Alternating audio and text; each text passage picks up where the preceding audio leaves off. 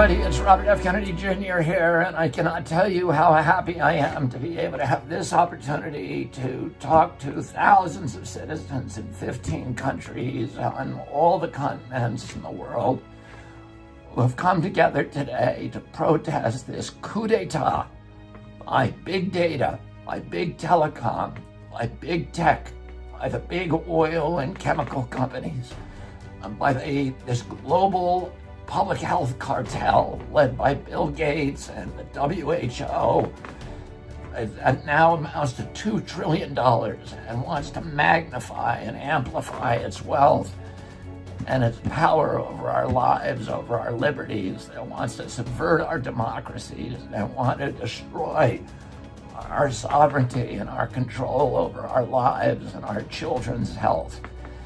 And I want to remind you, those of you who are not Americans, of something that every American child learns when we're growing up in this country about our history.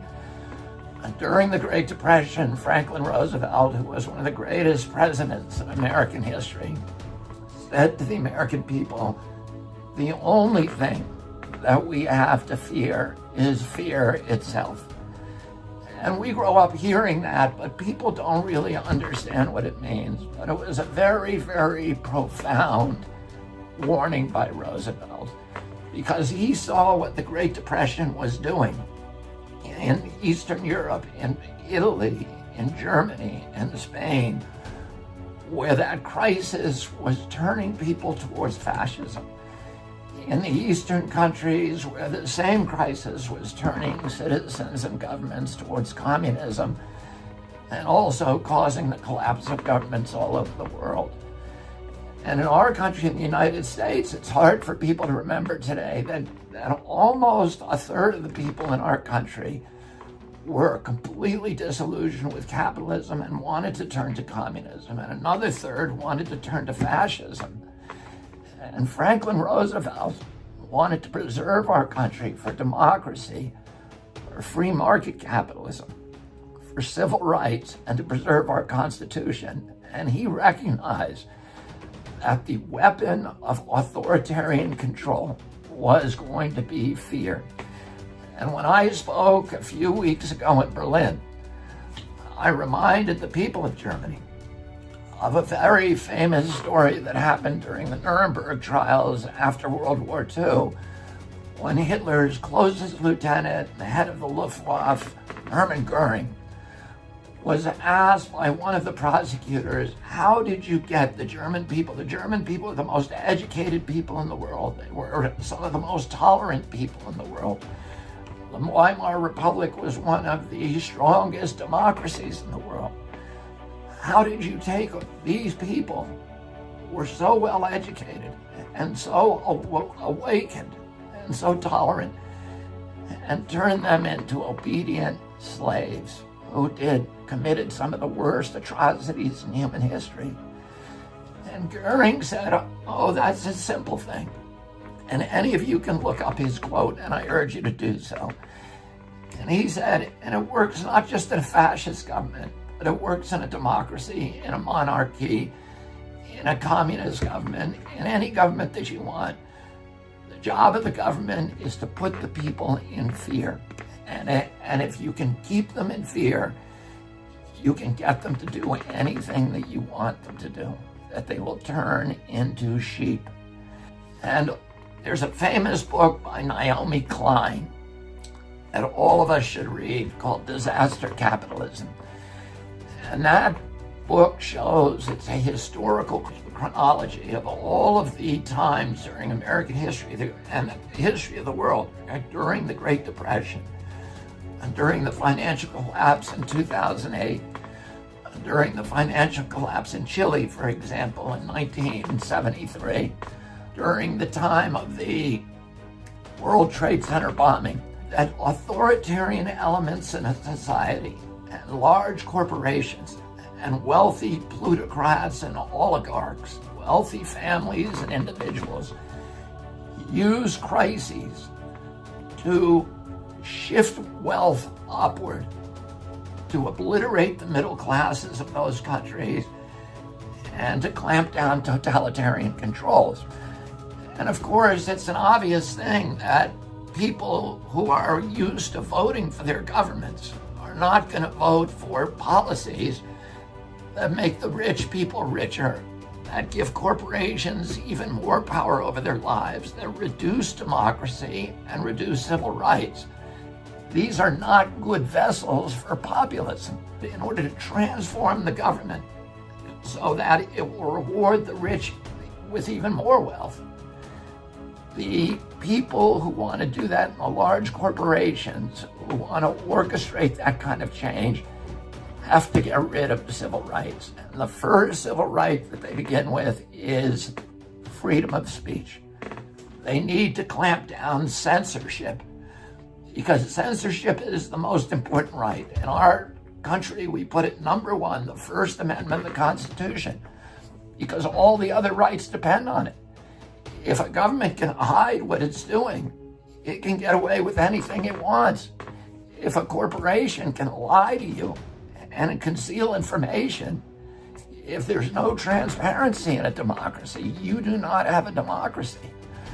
So if you want to get rid of all the other rights, like freedom of assembly, which you are exercising today, some of you are exercising at great threats. Some of you will suffer.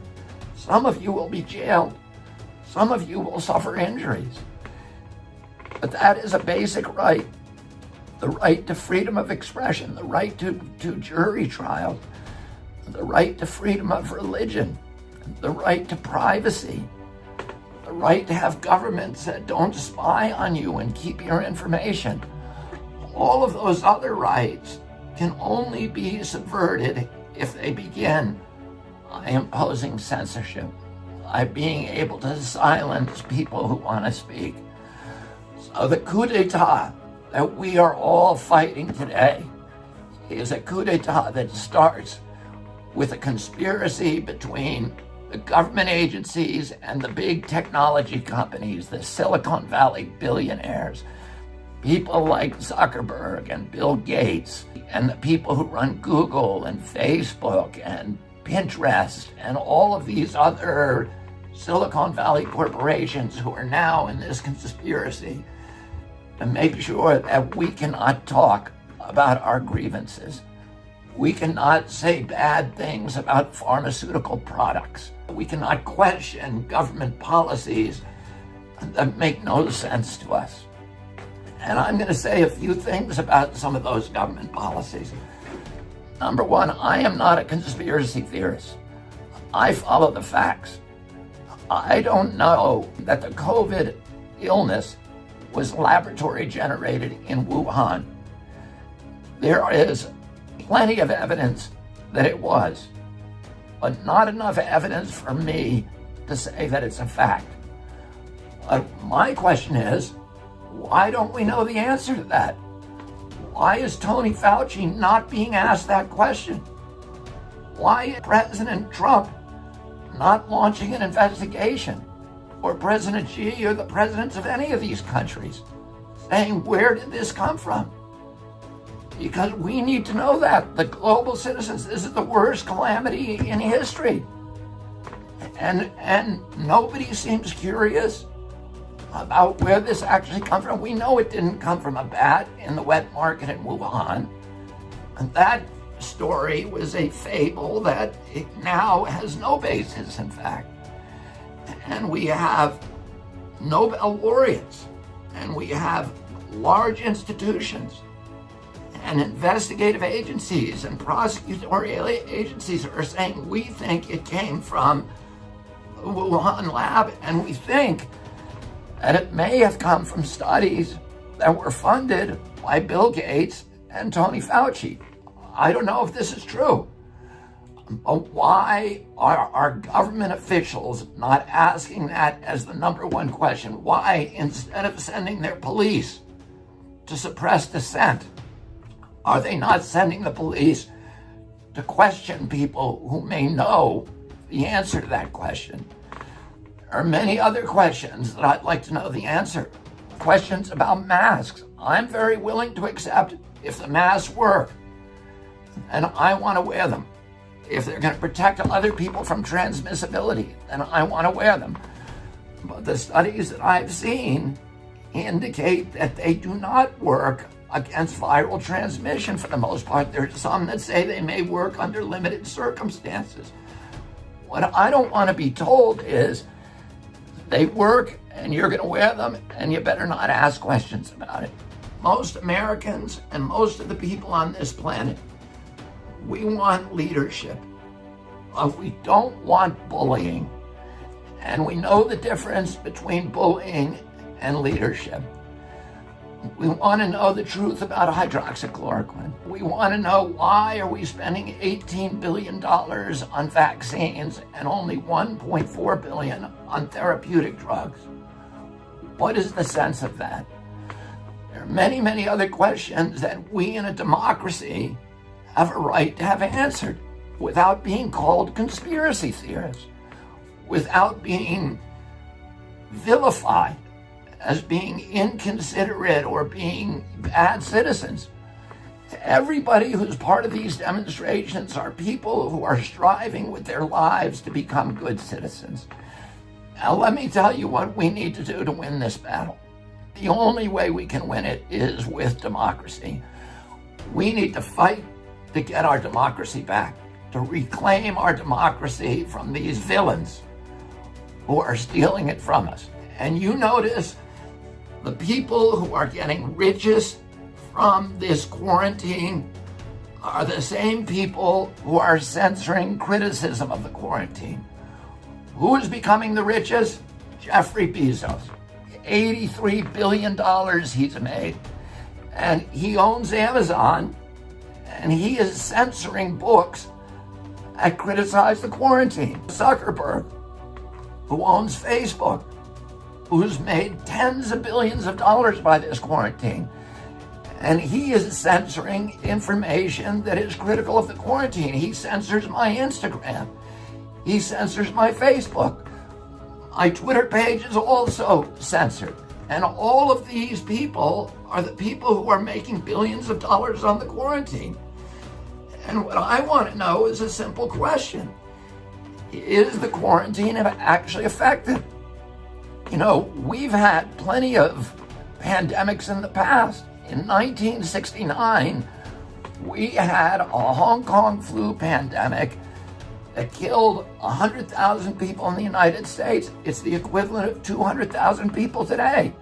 That's the same number of people who are being killed by coronavirus. Did we go into lockdown? No. Did we wear masks? No. We went to Woodstock. We went to the Democratic Convention in Chicago and had huge crowds of people. Nobody was told to lock down and don't see your girlfriend and wear a mask and don't go out of your house and shut down your business and bankrupt every business in the country. Last year, there were 1.6 million people in the world who died from tuberculosis. We have 1.6 million people die every year from tuberculosis. We're not wearing masks. We're not on lockdown. What's the difference between tuberculosis and coronavirus? Tuberculosis has a vaccine, and the vaccine costs about $3. And that's why we're not on lockdown, because nobody is making $39 a vaccine or $300 a vaccine the way that Moderna and AstraZeneca and Johnson & Johnson are making from this catastrophe. And that is the only reason that I can think of. And I'm happy if somebody tells me there's another reason. But let's hear it. Don't just shut me up. Don't just tell me that I can't debate. Here's what we need to do. We need to do exactly what you're doing today. We need to come out on the street and we need to stick together. What the big tech villains and scoundrels and Mark Zuckerberg and Jeffrey Bezos and Bill Gates and Tony Fauci want you to do is they want us fighting with each other. They want blacks fighting against whites. They want Republicans fighting against Democrats. They want everybody polarized. They want everybody fragmented. Because they know that if we all get together, we're going to start asking questions. And those are questions that they can't answer. Why are you getting rich and why are we all getting poor? And what's the difference between tuberculosis and coronavirus? And why are we not wearing masks for the tuberculosis, but we are for the coronavirus? And where did it all come from? And all of those questions that we deserve an answer to, and we're not getting answers. We need to stick together. If you're a Republican or Democrat, stop talking about that. Stop identifying yourself. The enemy is big tech, big data, big oil, big pharma, the medical cartel, the government totalitarian elements that are trying to oppress us, that are trying to rob us of our liberties, of our democracy, of our freedom of thought, of our freedom of expression, of our freedom of assembly, and all of the freedoms that give dignity to humanity. And the last thing that all of us need to do is we need to stay educated and informed. And one of the things that I want to announce to you today is that Children's Health Defense, my organization, with the help of many of you who are in these crowds, is launching a journal, a daily journal, and we are going to weaponize information for you. We're going to tell you what the newest science is. We're going to take all the information that is censored everywhere else, and we're going to reprint it in our publication. And you can get that every day. So if you see something that is censored, we want to hear about it because we want to put it up. We are going to be the enemies of censorship. We are going to be the refuge. And we're going to allow debate. We're going to make sure it's civil debate. We're going to encourage people to be nonpartisan. We're going to allow people to come and have different opinions than us. We are not scared of debate the way pharmaceutical company and Bill Gates and Mark Zuckerberg and Jeffrey Bezos and Tony Fauci are terrified of debate. We welcome debate. We want to hear, if you've got a different opinion than me, I want to hear about it and I want to see your science. And I want the public to hear us talking about it and debating about it, because the free flow of information, the cauldron of debate, is the only thing that allows governments to develop rational policies in which self-governance will actually work and triumph. You are on the front lines of the most important battle in history, and it is the battle to save democracy and freedom and human liberty and human dignity from this totalitarian cartel that is trying to rob us simultaneously in every nation in the world of the rights that every human being is born with.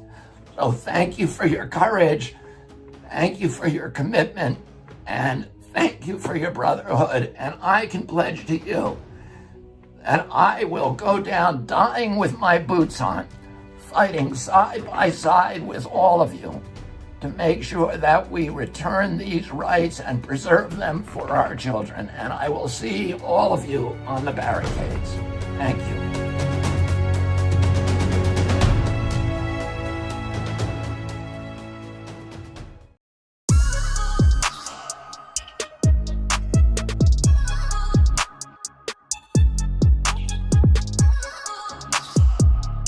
This story with COVID-19 is just a lie. They've done a very good job at using the quarantine to bring 5G into all of our communities. We can't back down from mandatory vaccination.